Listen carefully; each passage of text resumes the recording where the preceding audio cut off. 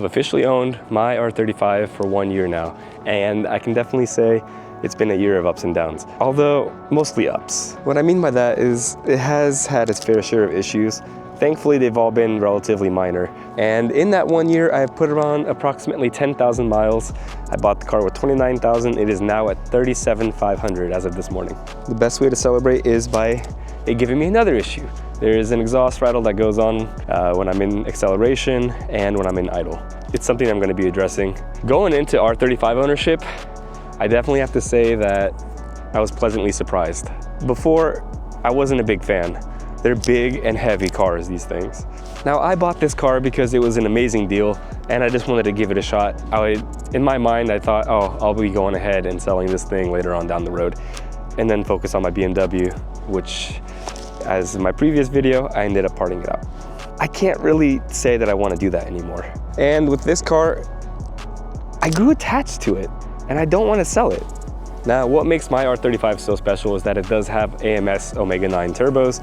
They can hit about 900 horsepower. I do have a Shep-built transmission. I have a whole fuel system with flex fuel and a bunch of other goodies that I don't want to dive into. I made a whole nother video about all the modifications installed. I'll go ahead and link it in my description below.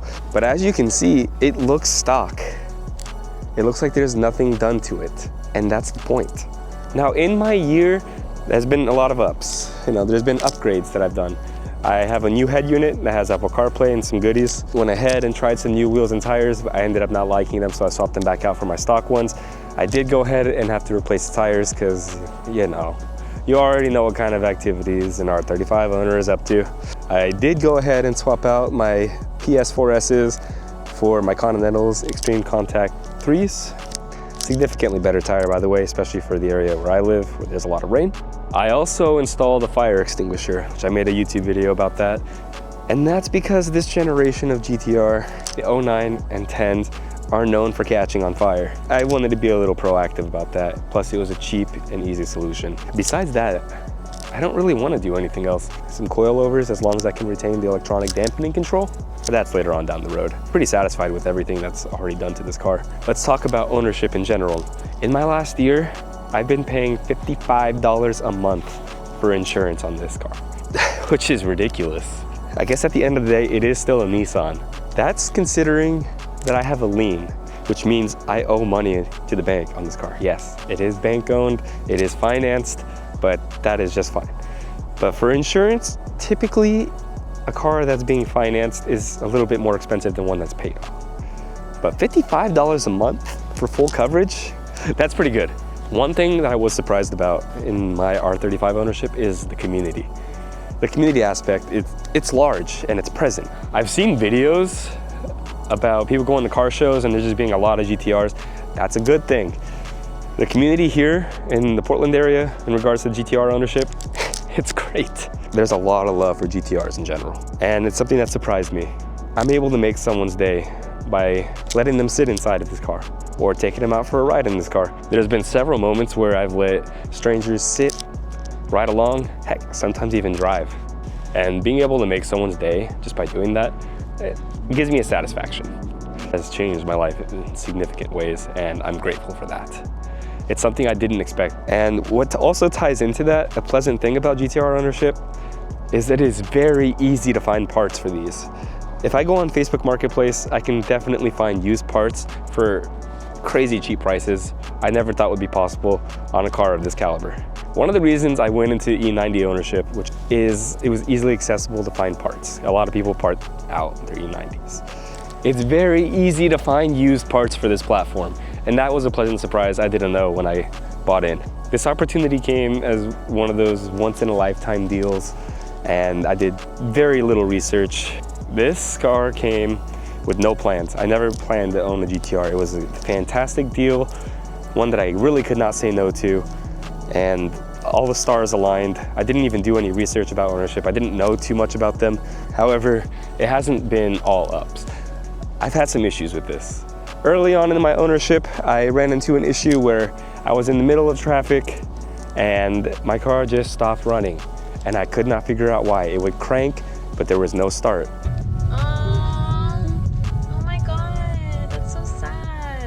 It's just crazy. I had owned the car for just about a month and I was already calling a tow truck.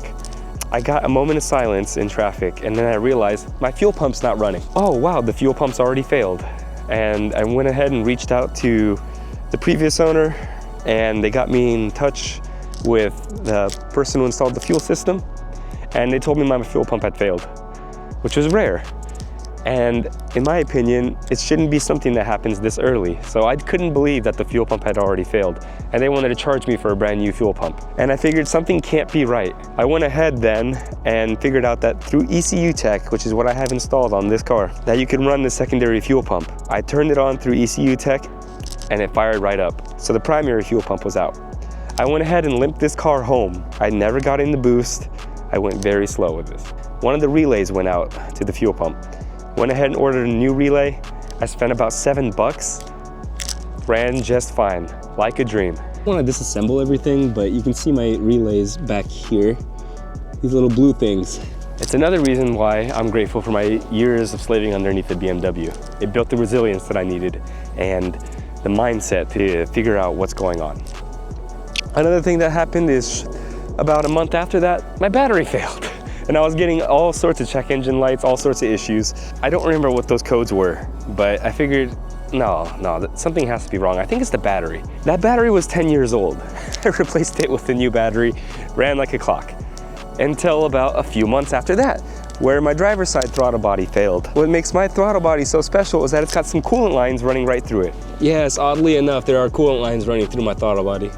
Eventually, I'm just gonna bypass that. The newer model of the R35 throttle bodies, they don't have any of these coolant lines going through. For the time being, one of my friends in the R35 community gave me a new throttle body. No questions asked.